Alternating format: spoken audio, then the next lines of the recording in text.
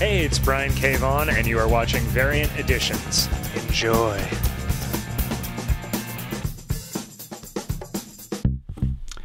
Hello and welcome to Variant Edition, your first weekly video podcast about comics and comic culture. I'm Kevin. And I'm Mike. And tonight we got a pretty good show for you. We've got the return of the Swistacks. Return of the Swisstacks. First time they've been with us for a couple of weeks because they've been sick. Yeah, and, you know, we've had a lot of stuff going on the last couple of weeks. Absolutely, but now that it's all handled and over with, I'm glad to say that we're back. Unfortunately, I'm not so glad to say that we are now one man down temporarily. Yeah. I'm still here. Kevin's still here. Isn't. Rick has retired from being the host of the show, and we're not quite sure if he'll be around for other things or not. Stay tuned on news on that later. We'll get back to you on it. You'll see when we see. But like we said, sometimes the real world doesn't always agree with us. So, unfortunately. But we're still here. Still got the show. Got a good show for you tonight. And we've got a sort of Halloween special. Yeah, we're kind of strong on the zombies and vampires and, you know... Bears, oh my. Ooh, and I think even Jen kind of dressed up a little bit. You know? Jen did dress up a little bit. Yeah, I mean, we always dressed up like geeks, so, you know, that's why we're not really dressed up this week. But we've got an interview with Brian K Vaughan this week, and I thought that Melissa, she's one of our new correspondents here, I thought she did a pretty good job. I'm looking forward to it. Oh, that's right. You haven't seen it yet. I haven't seen anything about it yet. And for you fans who are paying attention, we actually put up, she and I went to the signing where we got the interview from. I put that up on Monday. So if you haven't checked it out already, go check it out. Kind of shows a little bit of behind the scenes on that interview. So you did like a bloggy thing. Yeah, except we did a little more production than a blog. Well, that's very true. Yeah. So I'm taking a look later on in this episode. You're going to see me review. I'm looking at Beyond, Justice, and another book, Trials of Shazam. Is that other book. And you've been liking that so far. And I've been liking that so far. Yeah. I'm taking a look at Criminal number 2, which is coming out a lot quicker than I thought, and the new Daredevil trade, which... surprised me. And Jen's got a review. Yeah, vampires. Vampires. More vampires. And Mike and Jen will be looking at the Alex Ross Superman. I lost my thought there for a second, but Alex Ross Superman statue, brand new, came out. Well, not brand new, came out a couple weeks ago, but very lovely. Very lovely, very nice. A couple small problems. I'm sure Mike will get back to it on later. And he's also got another little statue. It's the new DC Women Supergirl. So the Women of DC Supergirl? Women of DC Supergirl, there you go. So we get a lot to look forward to. Someone didn't read the script. Well, I only wrote it. Well, anyway, on to the news with Nick. Hi, I'm Nick, and this is the news for Wednesday, November 1st, 2006. According to creator and writer Warren Ellis, Next Wave will be cancelled after issue 12. While sales were decent, they weren't enough to keep the books on the shelves. Expect some further adventures of the odd superhero team to follow as a sequence of limited series. In related news, series artist Stuart Immonen will be jumping into the Ultimate Universe as the artist of Ultimate Spider-Man with issue 111. It won't be the first time drawing Spidey, but he's got some pretty big shoes to fill. Previous artist Mark Bagley started the series with writer Brian Bendis and ends his record run at issue 110. Should be interesting.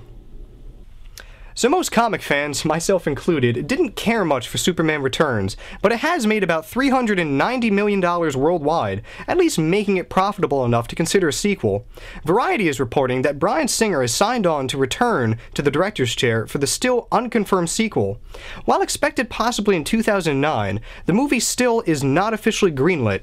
Fans can only hope that Singer lives up to the expectations that he set for the sequel at this year's San Diego Comic-Con, saying to expect more action and for him to go Wrath of Khan on it.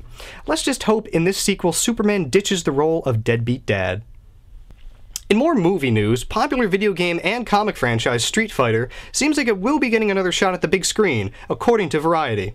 Apparently enough time has passed to make people forget about the Van Damme film that a script is being worked on for a new movie.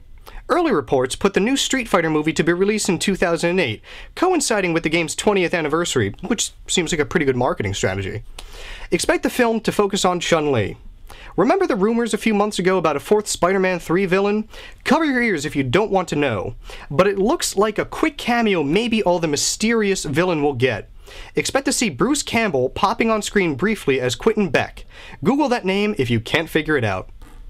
It's not a hoax, it's not a dream, it's a true story, we swear. Marvel editor-in-chief and artist Joe Quesada has said that the ever-delayed Daredevil Father number 6 is on the schedule.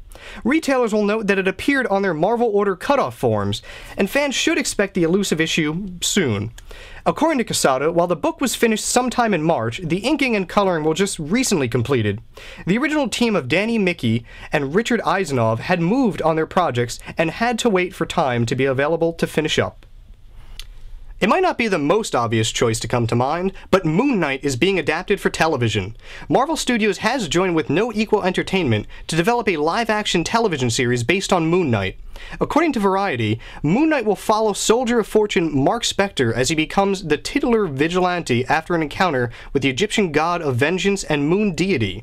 Hopefully, it will be better than Nightman. A few weeks ago, we reported on the upcoming Marvel postage stamps. Well, the U.S. Postal Service has released images of the stamps, set to be released in 2007.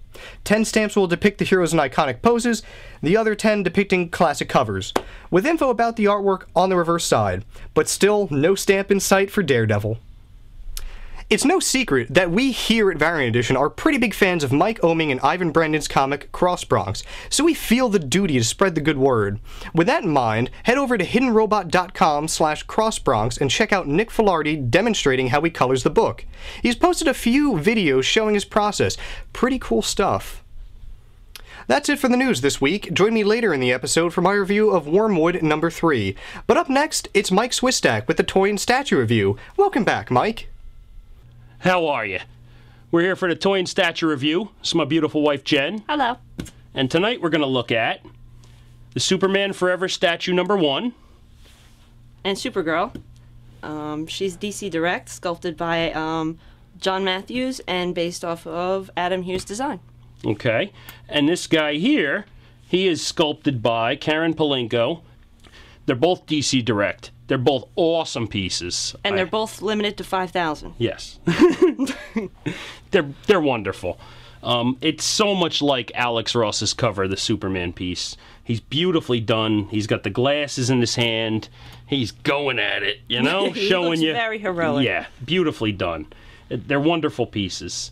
DC Direct is really, really coming out with some nice stuff lately. I mean, they're really doing it.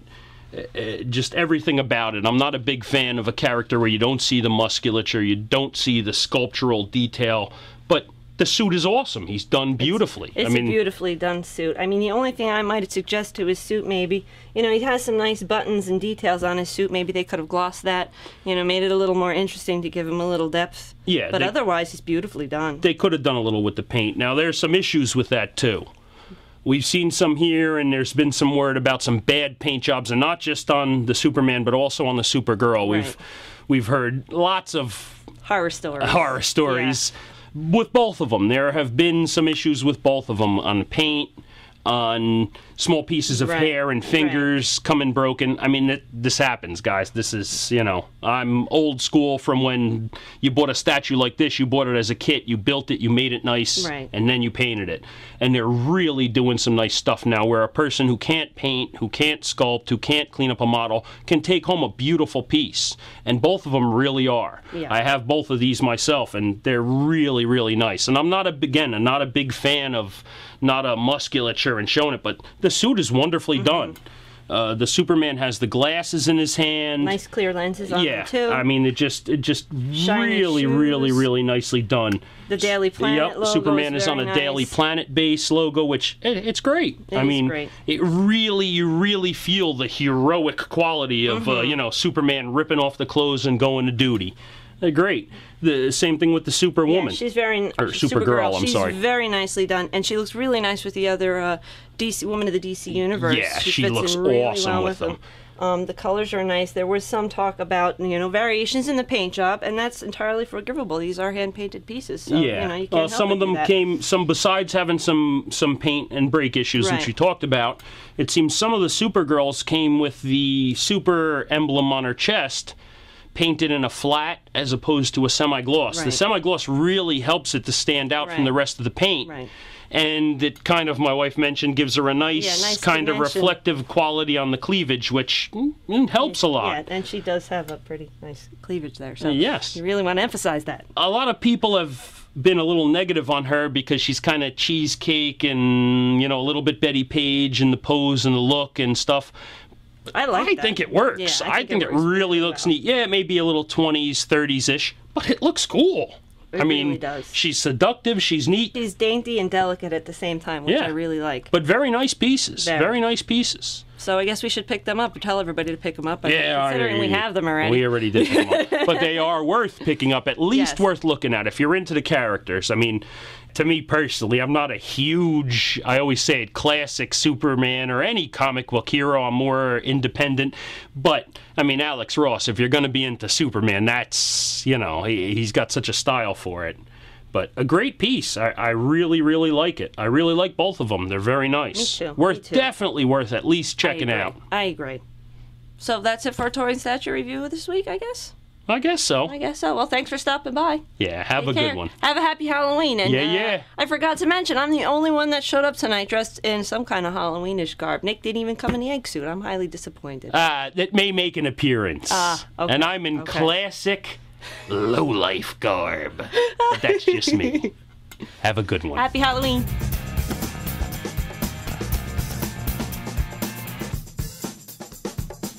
So it's been a while, but I decided, what the hey, I'm going to pull Justice back off the shelf and do a little review for you guys. This just came out last week, and it was an interesting story. Kind of lacked off on a couple things. It's not exactly the greatest story I've ever read. The art's still fantastic, but that doesn't make up for a poorly written story, in my opinion. We're getting weird things going on. They haven't explained everything. Hal Jordan's finally back from the Phantom Stranger. Didn't really explain too well how that happened. It's just the writing is going downhill. The art is still fantastic, but without decent writing, this book is going to go down quickly. I even stopped. I think I'm going to stop reading it now because it's actually just gotten that bad for me. All right, so you guys can keep reading it if you want to. I'm going to stop with Justice number 6, I believe it is. 8. Justice number 8. Like I said, I'm going to stop reading here at Justice number 8. This week, I read issue number 2 of Zombie, which, Mike Raich, we met at Baltimore, gave us a little in-depth about why he wrote it, what they were doing for it, what they wanted to do different with a zombie comic because the market is definitely saturated with them. But this one does not disappoint. Not only is the art good, but the story's going really, really well. Main thing is, let's just say, the main thing that I appreciated about this issue was the way the zombies were done for their drawing style. It was more of like a 1980s Marvel version of doing zombies. Very gritty, a lot of bone structure, a lot of emphasis on like gritty skin and stuff like that. Not really too messy, but it shows more of the texture of zombies, which looks awesome, especially when they're in hordes, forcing their way out through a doorway, which, happens in the comic. So, issue 2 picks up right at the rest stop where our main characters ended up, and the 2 bank robbers are still trapped in the freezer. And you find more about the characters that they meet at the rest stop. The one military man who's there with a professor who apparently knows something about the gas that made everybody become zombies at this rest stop and the area surrounding it. And you find out more that the situation, they keep saying, the doctor keeps saying that help is coming, but he never says from where, from who, when. You kind of just think, hey, he's just feeding them stuff to keep them happy so that they're not going to keep complaining about help not coming. I like that for that character. Doesn't make me like the guy, but it's an interesting plot device. The thing I love most about this issue was the amazing twist at the end. I'm telling you, when it comes, even now, me saying that there's a twist at the end, you're still not going to see it. It comes out of nowhere like a zombie in the night. So, issue number 2 of Zombie, awesome, does not disappoint. Heavily anticipating issue 3. Do you like vampires, werewolves, shapeshifters, ghouls and goblins, and a girl that really kicks ass while taking out some of those vampires along the way? Then you'll really love Laurel K. Hamilton's Anita Blake Guilty Pleasures adaptation of her first novel. This book was like picking up and reading an old friend. I was so excited when Kevin told me that he had this in store for me as an advanced preview copy, but I know that was a couple weeks ago. But still, when I read through it, it was like picking up an old friend. It's really adapted wonderfully. Richie did a fabulous job on going word for word from pretty much right from her story. And the artwork by Booth is just wonderful. It's got a really nice Japanese kind of, slimmed down anime style to it. The vampires are kind of effeminate, and that's really how Laurel K. Hamilton writes them. She really kind of gives them that, slick, thin, glossy, effeminate style. Why do I love this book so much? Because it's a nice, fun read. It really depicts on what Laurel K. Hamilton was trying to portray. Vampires and werewolves working in an everyday environment. They have to make a living. They have to do things where they can make some money. And one of those things is opening up, strip clubs and bars where you can go and put $1 down somebody's pants and get your thrills from a real vampire. What does Anita Blake do, and how does she fit into the story? She's simply an animator. She brings dead people back to life, but she's also licensed to kill vampires by the government. She gets a call from a friend of hers. They ask her to go out on a night on the town. It's her friend's bachelorette party. Now, she's not too thrilled about this. Laurel K. Hamilton has created Anita Blake. She's not the typical girly type of girl. She, likes to do kind of guy things. She's a tomboy, so she really doesn't like to fit in with these typical, girly stuff. So they go out anyway. It's her best friend. They wind up at one of the vampire strip clubs. Now, since Anita Blake is a vampire hunter, she has no love lost for vampires, but she begrudgingly goes to the club, has a few drinks, has a good time, and then gets called away on some police business to investigate a murder that's happening at a cemetery. When she returns, she finds that her friend is enthralled to one of the vampires up on stage. Anita Blake tries to rescue her and winds up getting attacked in the end. Will you like this book? I'm not sure. I really love this book. This is, your really kind of fangirl type of book. If you got a girlfriend, this might be a nice way to introduce her into comics. Guys that are watching, you might like it, but you might not. It's kind of, a real womanly type of book. You're, like I said when we did our summer reading list, it's your Harlequin romance, meets horror. Pick this up if you're interested. I know I am, and I really can't wait to check out the rest of the books that are coming. This is a really good intro book. It, basically outlines how the story is going to take place, and I know it's a little slow, but I know with her stories it's going to pick up again in the future. It's going to get a lot more gory, a lot more sexy as the story progresses. I know I'm excited to check out the rest of the stories as they come up. Well, thanks for stopping by. Check out my other reviews as they come up, and hope to see you again. All right, so this week I got a chance to look at Criminal Number 2, again by Ed Brubaker and Sean Phillips. Now, I'm going to be doing another Ed Brubaker review in a few minutes, so I'm kind of like on a Brubaker roll this week. But this is a really good book. Based on the last issue, I thought that, it started out pretty strong. This second issue, jumps right to the action. I didn't quite expect the job to be in the second issue. I thought there was going to be a little more, them like playing it out a little bit, showing some of the prep work. Nah, a couple pages showing the prep work, and then bang, right into the job. And you see exactly why they're doing this because, like I said before, I wasn't expecting this to end well. Well, it doesn't even start well. Leo is really put in a bind here. And Brubaker also shows, kind of why I like this character in the first issue, and I said that I had some compassion and some sympathy for him. Again, you see something with his old man, and again, you kind of feel for him.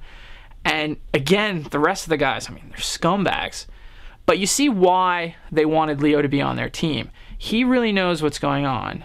There's a really cool scene in the beginning where he's kind of like planning the job basically, and the best way to like make your plan happen is to throw in a variable and see how the people are going to react. And that's what he does. Finds out how they're going to react, and then the job's ready to go. There's some really clever uses of the war on terror in this one. I thought that was pretty clever. So like I was saying, they jump right into the job, and I don't know, 5 minutes into the job goes like horribly awry. This wasn't very expected, but our main character Leo was planning for it, because he's been in the game long enough that he knows things don't always go the way they're supposed to. So I'm really, really, really happy with how the series is going. The first issue showed a lot of promise. The second issue, jumps right into it, And yeah, I'm sorry that I have to wait another month for number 3.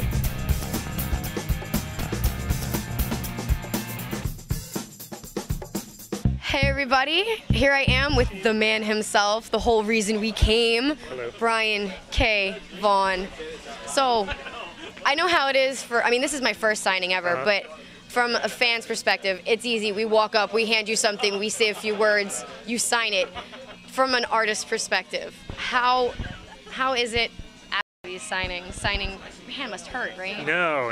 It does, I mean, it's easy. It's like anyone who says this is hard has never had a job before. Like I used to have to scoop ice cream at a Baskin Robbins all summer long. Must be nothing. Yeah, it's nothing now. So Awesome. I know I just get a big swelled head. People say nice things to you. It's a dream. Of course. I mean, it must help, your ego a little bit to have so many people show up and.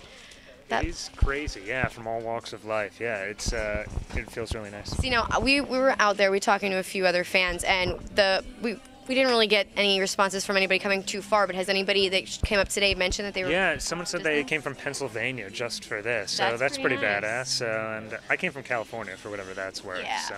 My personal favorite is Why, of all your works. Like, when I first started, that's what I started getting into it. It really made me want to read more comics. Oh, thank you. What are you most proud of all your work? That's that old which of your children do you love best question. Course. But, I always say that I love all of my children equally, and I love Runaways a little more equally than some. So Runaways, I'd say this week, just because it's about to end, and I sort of feel like I'm saying goodbye to it. So, but if you talk to me in a few months and Why is ending, I'll say that about Why and Ex Machina. I know. So when you reach the end of the journey, that's when you realize how much you're going to miss it. That's very true. So yeah, I completely slipped my mind that you're going to be ending Runaways, 24, 26? Yeah, 24 is my last issue, and then Joss Whedon comes on board with 25. Yeah, exactly. So I only have one more script to write for Runaways. Wow. What is next for you? It's that's the most common question I got asked, and I have no idea. I mean, I just don't want to stretch myself too thin while Why's ending. I sort of want to end that on the best note possible. And then once Why's over, I'll decide which of the many crazy new ideas I have I most want to pursue. But it'll definitely be creator-owned. I think after Doctor Strange finish, it's pretty much end of, superhero stuff. Much as I love those characters, I'd rather make some new stuff. So be on the lookout for more Vertigo stuff, I hope. I'm sure whatever it is, I know I'll love it. Thank you. So, one last question. All right. What would be the craziest response you've heard from Pride of Baghdad, or in regards to? Yeah, last night I was doing a signing at Barnes & Noble, and there was a woman who hadn't read the book yet, and she was getting enraged because she said, "Did you go to Baghdad?" And I said, "No, I'm a comic book writer and a coward, and I started writing in 2003, and Americans couldn't get within 100 miles." And she was just so furious. She's like, "Well, how can you write about this if you haven't been to Baghdad?" And I know, I haven't been to Krypton, and I wrote Superman. I make shit up. I'm a comic book writer. But yeah, she's really angry. So maybe she wouldn't feel that way if she read the book, but that's been the weirdest so far. I certainly hope that after she reads it, she changes her perspective, because it was a tearjerker for me. Thank you. Definitely. Thank you so much. That means Thank a lot. you for giving me such Right on. awesome material to read. Oh, thank you, guys. Thank you both. Thank you so much for your time. It's you. been a pleasure. Like I said, my first signing, but it's been one of the best experiences I've had. Oh, thank you so much. It was fantastic. All my best to everyone out there. Take care. I read Zombies Feast issue 5 this week, and like my previous reviews of this comic, I'm really losing interest in this comic. It's redundant, it's overdone, and their artwork is really, really slipping. They keep changing around from artists. The person that they had in the beginning was very nice. It was a nice charcoal, chalky, washed kind of look. Very gritty, very dark, very somber. Now it's just thick black lines, no movement, no flow in characters, just very, I'm running, stiff. It's like they don't have joints or muscles or anything, which is really killing this for me. So in this issue, you got the convicts. Nobody tried to rape anybody, which I was disappointed on. I mean, that was like a constant. That was like not having zombies in the comic. I mean, come on, somebody's got to try to rape somebody. But apparently not. They felt like going the turning Mace into the hero-type character with, sledgehammer in hand, taking out zombies left and right, which would have been great scenes if the art was good. Art's really bad, probably going to get worse. The story is just, it's very generic. It's just these people are still trapped. They're not really going more into the characters, just all you know, all these convicts are assholes, which kind of makes sense because they're convicts. But if you're a zombie fan, look at it. If not, I don't advise picking it up. All I'm saying is that this series has really been letting me down. First 2-3 issues were good, but after that, just downhill. I mean, they're reusing stories. They're not even reusing stuff. It's just, they're not making up a lot of characters. Well, they have the characters, but they're not giving any life to these characters. It's very generic, very standard. It's just, okay, here's a person who's alive fighting people who are undead. That's pretty much it. So, that's my disappointment with Zombies Feast, number 5. All right, so I've got another Ed Brubaker book that I'm doing this week, but this week I'm doing something a little different. I sat down and started to read the new Daredevil trade paperback, Devil Inside and Out. It's basically Ed Brubaker and Michael Lark came in when Brian Bendis, ended his, pretty significant run on Daredevil. He really got Daredevil going again. Now, I'll be honest with you, I haven't read Daredevil since, I don't know, the mid-90s or something. And I heard a lot of good things about Brubaker. Of course, I'm a big Brubaker fan. And I am really glad that I got this book. If anything, I'm kind of mad that I didn't pick it up in the single issues, when it was coming out. But now I get to read a whole big chunk at once. This is a really, really, really good story. There's a lot of people, they're not Daredevil fans. He doesn't quite get the credit that a lot of the other Marvel characters get. But when he's written well, that makes all the difference. And the story is as much not about Daredevil as it is about Daredevil.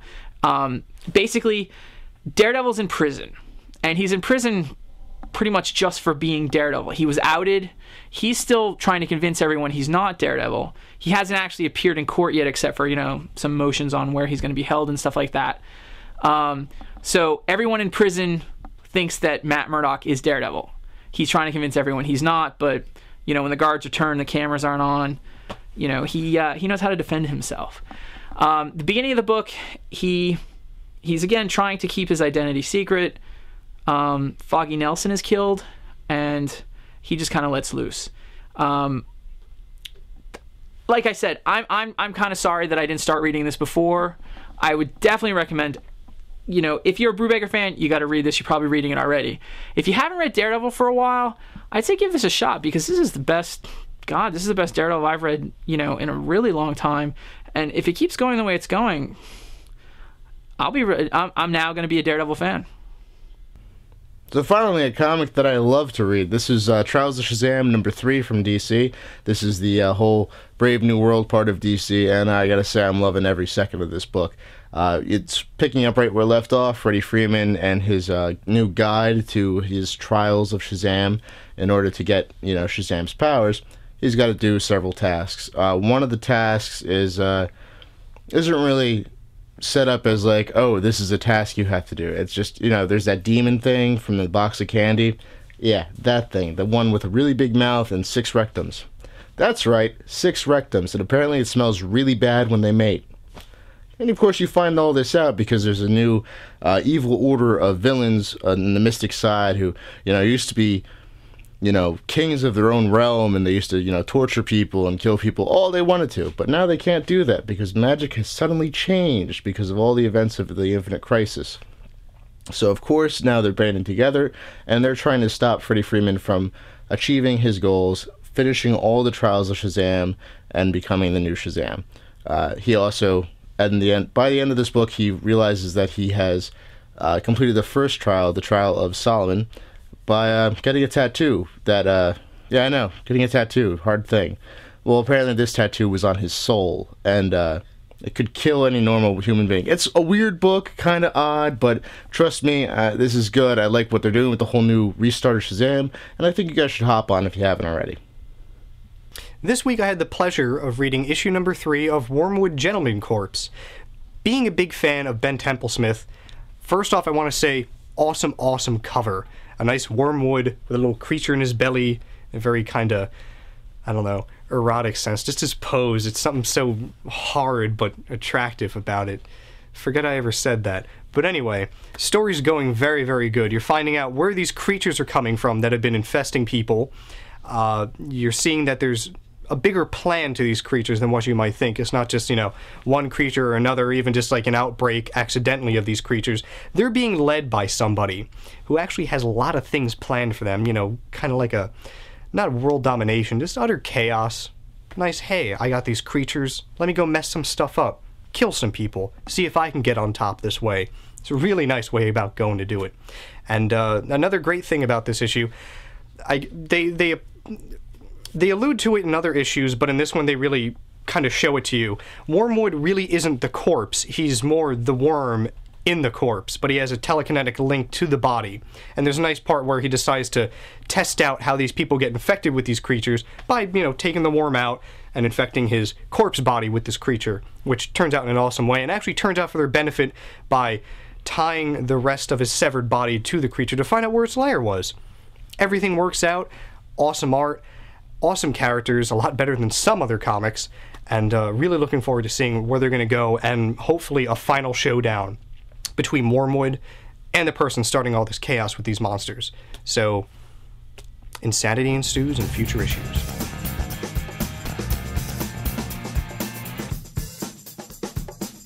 All right, and that's the show for this week. Pretty big show. And, Alex Ross statue good, Alex Ross comic bad. It's basically where I'm coming from. Yeah. Started strong. It's ending week. Not liking it. Yeah.